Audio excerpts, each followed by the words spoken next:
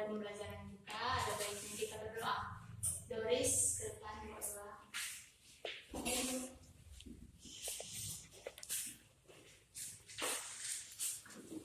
Sebelum mulai pembelajaran kita, ada baiknya kita berdoa dalam nama Bapa dan Putra dan Roh Kudus. Amin.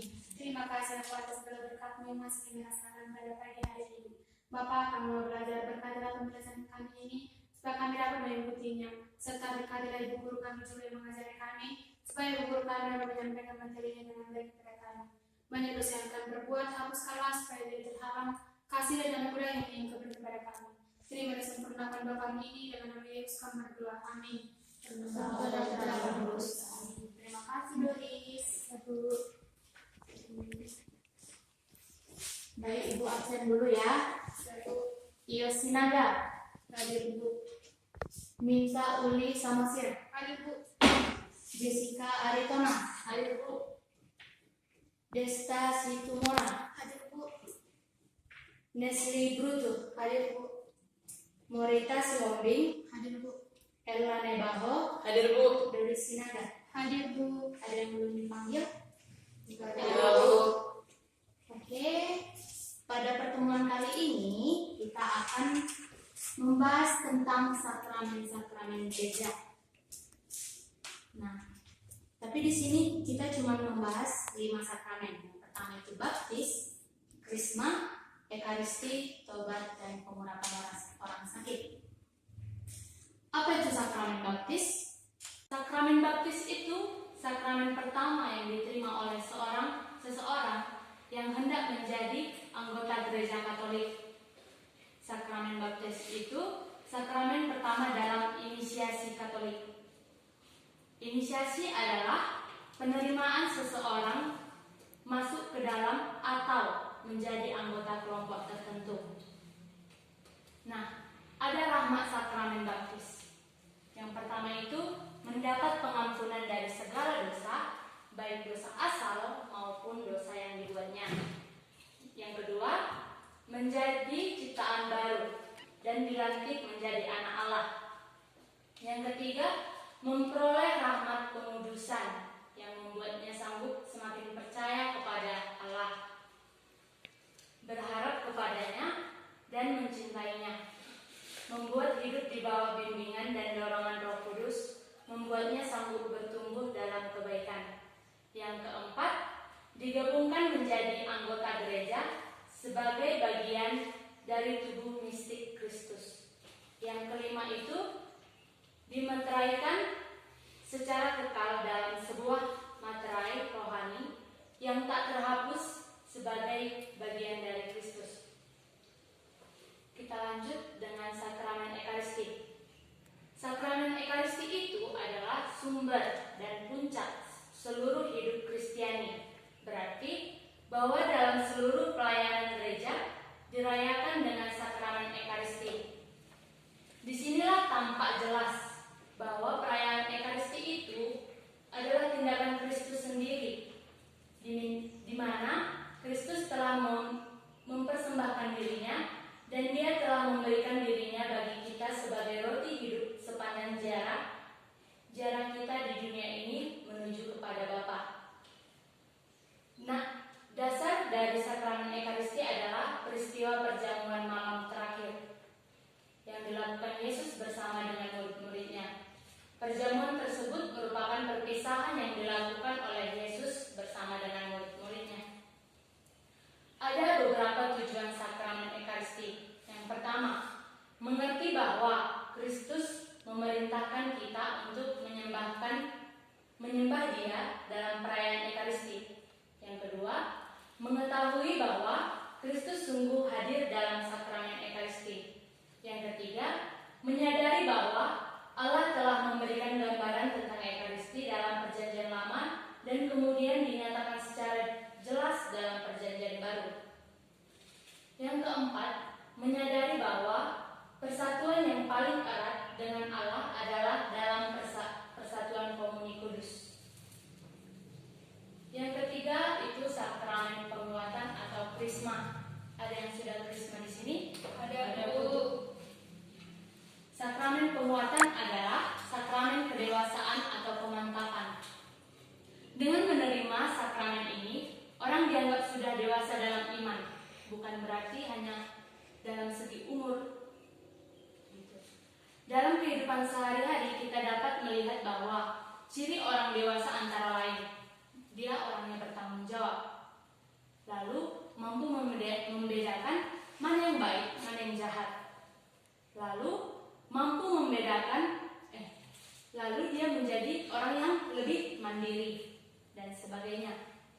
Sakramen penguatan ini adalah sakramen yang memberi Roh Kudus supaya mengakarkan kita lebih kuat dan dalam persekutuan anak-anak Allah, menggabungkan kita lebih erat dengan Kristus. Yang keempat ada sakramen tobat.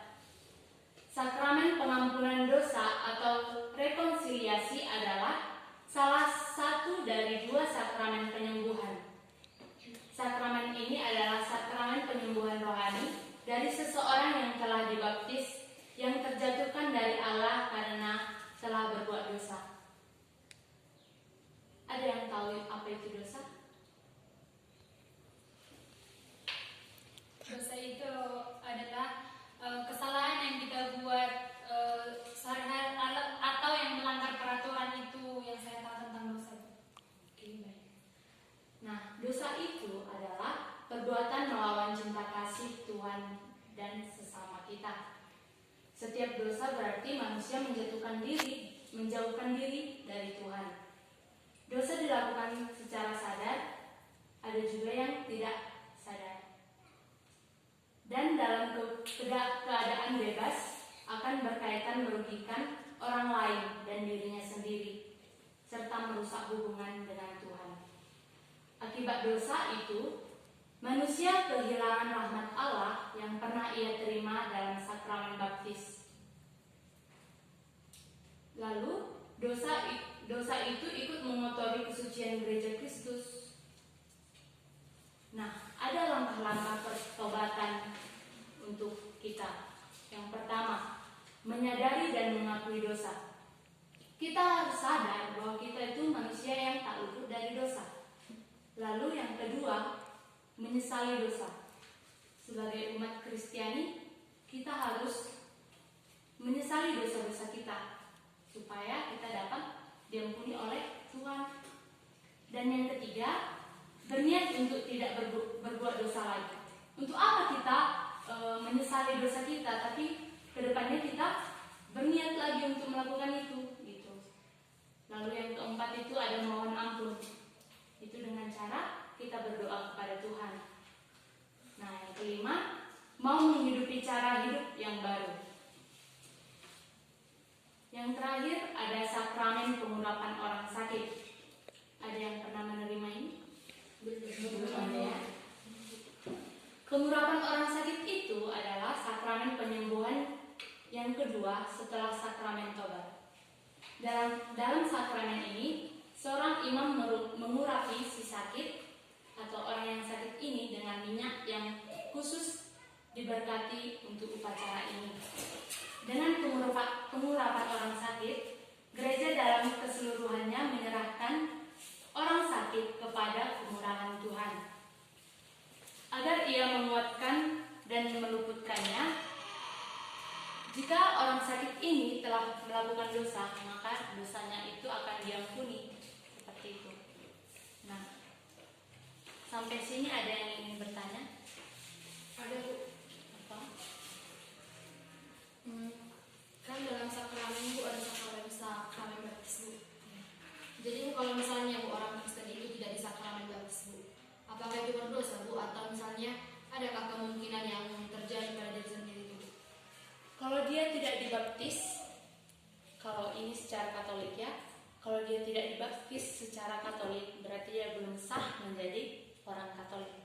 Lalu, kita itu mempunyai dosa asal. Jadi kalau dia belum dibaptis, maka dia akan tetap mendapatkan dosa asalnya. Seperti itu. Oke, ada lagi? Saya, Bu, tadi Ibu tadi mengatakan ada dosa sadar, ada dosa yang tidak disadar. Saya ingin bertanya tentang dosa yang tidak disadari. Bagaimana munculnya dosa yang tidak disadari itu? Misalnya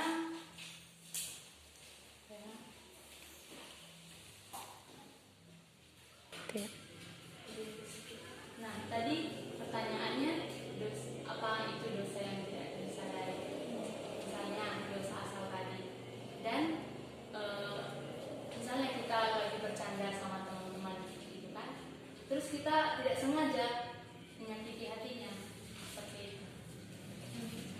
Ada lagi? Kalau tidak ada, ibu akan membagi kelompok menjadi 2 kelompok. Lepas lainnya kelompoknya ya. Ini coba kita buat ya daripada kita bagi-bagi lagi. Oke. Silakan ditulis pertanyaannya, terus nanti dijelaskan ke depannya satu perwakilan dari per kelompok. Nah, pertanyaan yang pertama. Apa itu sakramen baptis?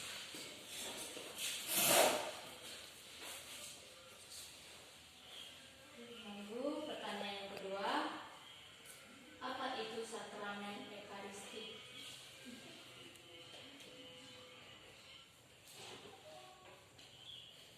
Ketiga, apa tujuan sakramen ekaristi?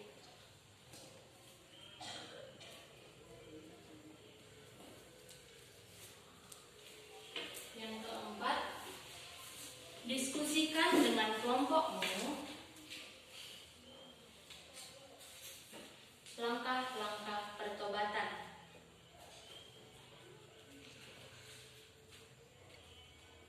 Yang kelima, siapa sajakah yang dapat menerima sakramen pengurapan? Ada yang tidak jelas soalnya? Tidak, Bu. Silakan dikerjakan. Ibu tunggu 10 menit. Lama kali, Bu. Jadi berapa kita buat? 15 menit. 10 menit saja ya.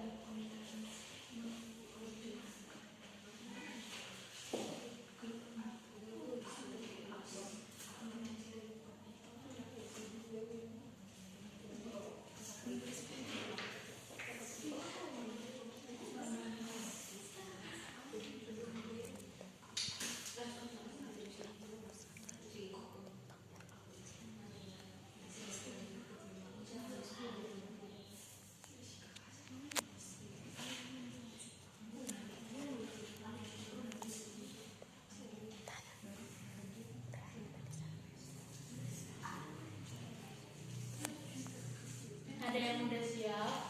Belum, Bu. Ada, Bu. Kita tunggu kelompok lainnya ya. Iya, Bu.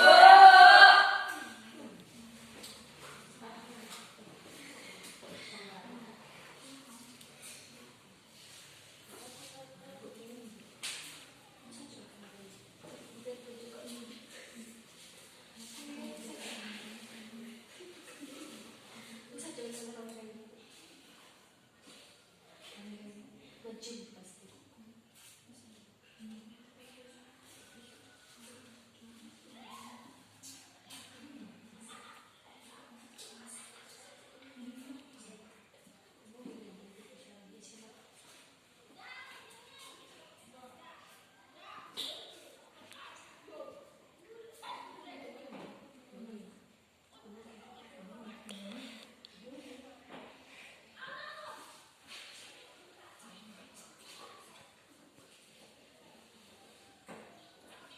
Sudah siap, Bu? Sudah. Bu.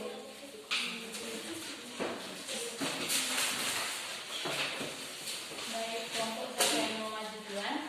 Kelompok kami, Bu. Ayo, Ilas. Ya, Silakan. silakan Pada maju ke dua depan. tahun. Untuk Ayo. Bisa jadi. Baiklah teman-teman, kami dari kelompok 1 akan mempresentasikan pertanyaan yang diberikan oleh Ibu Guru tadi. Yang pertama pertanyaannya yaitu apa itu sakramen baptis?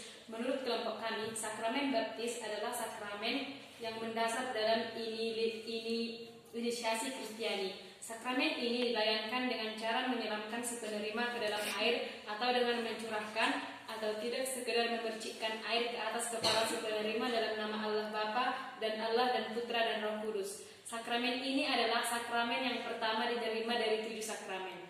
Yang kedua pertanyaannya adalah apa itu sakramen Ekaristi? Sakramen Ekaristi adalah sakramen Maha Kudus, suatu istilah devosional yang digunakan dalam gereja Katolik menyebut rupa yang terlihat dari elemen roti dan anggur yang telah dikonsekrasi dalam perayaan Ekaristi, yaitu tubuh dan darah Kristus. Yang ketiga pertanyaannya adalah apa tujuan sakramen Ekaristi? Tujuan dari sakramen Ekaristi adalah mengingat karya keselamatan Tuhan Yesus dan melakukan pertobatan untuk hidup lebih dekat dengan Tuhan. Mengulas arti dan makna sakramen ini dalam ajaran Katolik, yaitu sebagai perayaan roti dan anggur kemudian menjadi tubuh dan darah. Pertanyaan yang keempat adalah diskusikan dengan kelompokmu langkah-langkah pertobatan. Langkah-langkah pertobatan yaitu 1. Sadar akan dosa. 2. Mengakui segala dosa dan memohon pengampunan. 3. Percaya Tuhan Yesus masih memberikan kita pengampunan. 4. Mengundang Tuhan Yesus masuk ke dalam hati kita. 5. Memiliki hubungan pribadi yang baik dengan Tuhan melalui saat teduh, pelayanan, dan lain-lain. Pertanyaan yang kelima, siapa saja yang dapat menerima sakramen pengurapan? Menurut kelompok kami, orang yang bisa menerima sakramen pengurapan yaitu adalah orang yang sakit, orang yang tidak sadarkan diri, dan orang yang tidak mempunyai akal sehat. Demikian hasil dari kelompok 1. Kami mengucapkan terima kasih.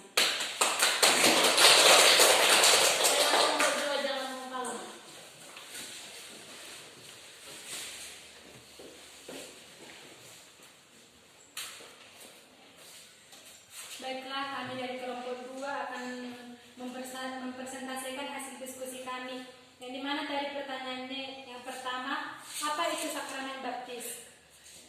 Menurut kelompok kami, sakramen baptis itu adalah kita yang telah menerima sakramen baptis, kita sudah menjadi Katolik sah. Yang dimana jika kita sudah melaksanakan sakramen baptis atau sakramen permandian, disitulah kita dikatakan kita telah sah menjadi umat Katolik, atau itulah yang menjadi pintu masuk kita ke dalam rahmat Tuhan Yesus. Yang kedua adalah apa itu sakramen Ekaristi? Menurut kelompok kami, sakramen Ekaristi itu adalah puncak pelayanan gereja kepada Kristus, atau itu adalah sebuah persembahan. Contohnya seperti sakramen Ekaristi yang kita ketahui adalah roti dan anggur, yang dimana pada perjamuan malam atau perjamuan kudus, Yesus melakukan perjamuan kudus roti dan anggur. Dia mempersembahkan roti dan anggur sebagai tubuh dan darah Kristus kepada umat manusia. Yang ketiga adalah apa tujuan sakramen Ekaristi? Tujuan sakramen Ekaristi adalah setiap kita menerima sakramen Ekaristi adalah kita mengingat karya keselamatan Tuhan kepada kita. Yang dimana sebelum Tuhan Yesus mati dan meninggalkan umat manusia, Yesus melaksanakan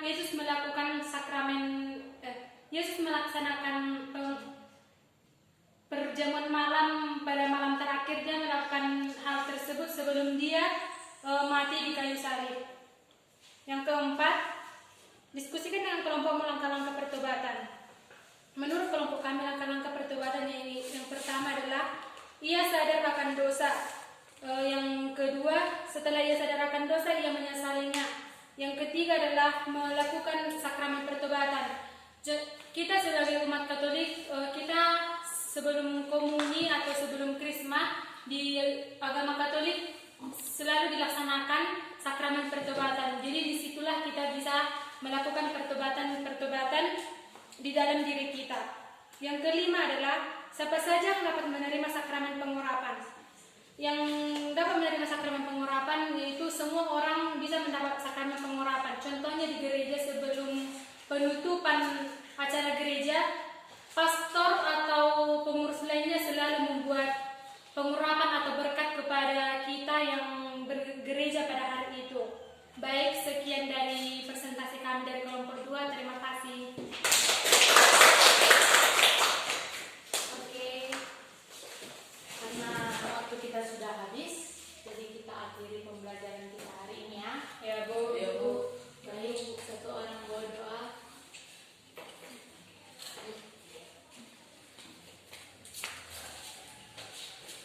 Untuk menutup pembelajaran kita, mari kita bersatu dalam doa. Atas nama Bapa dan Putra dan Roh Kudus. Amin.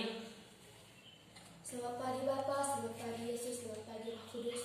Tuhan, kembali kami mengucapkan puji syukur kehadirat-Mu, di mana pada hari ini Engkau masih memberikan kami kesehatan. Tuhan, terima kasih juga atas pemberkatian-Mu, pembelajaran kami telah siap.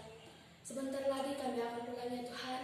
Mohonlah Engkau berkati kami di perjalanan agar kami sampai ke tempat tujuan kami dengan keadaan baik-baik.